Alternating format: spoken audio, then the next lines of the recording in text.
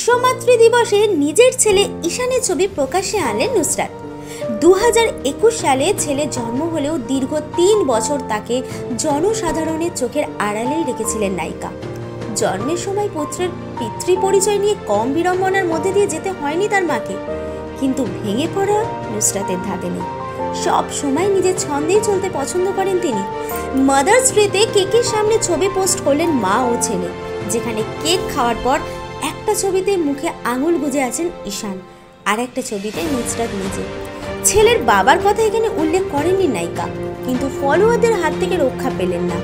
সেখানে যেমন মা এবং ছেলেকে শুভেচ্ছার বন্যায় ভাসিয়ে দিয়েছেন অনেকে আবার গায়ে পড়ে মন্তব্য করেছেন একদম যশের মতো দেখতে, অথবা পাক্কা বেটা ইত্যাদি। তাতে অবশ্য অপরপক্ষ থেকে কোনো উত্তর আসেনি, সেটা না বললেও চলে। নেটিজেনদের মন্তব্য নিয়ে কখনো কোনো অবস্থাতেই মাথা ঘামাতে নারাজ নুসরাত। চলতি লোকসভায় অন্যতম আলোচিত কেন্দ্র বসিরহাট, কারণ তারই অন্তর্গত সন্দেশখালী। এই কেন্দ্রেরই বিদায় সংসদ নুসরাত, যদিও এবার তাকে প্রার্থী করেনি দল। কিন্তু সেই নিয়ে কোনো রকম কান্না দূরে রেখে ব্যক্তিগত ছবি পোস্ট করে নতুন চমক দিয়ে অন্যদিকে নজর ঘুরিয়ে দিলেন অভিনেত্রী। টাইমলাইন ক্রিয়েশনের পক্ষ থেকে নুসরাত এবং ঈশানের প্রতি রইল অনেক অনেক শুভেচ্ছা। এই ধরনের আরো ভিডিও পেতে এবং এই মুহূর্তের সময়ের সঙ্গে আপডেট থাকতে এখনই সাবস্ক্রাইব করুন টাইমলাইন ক্রিয়েশন।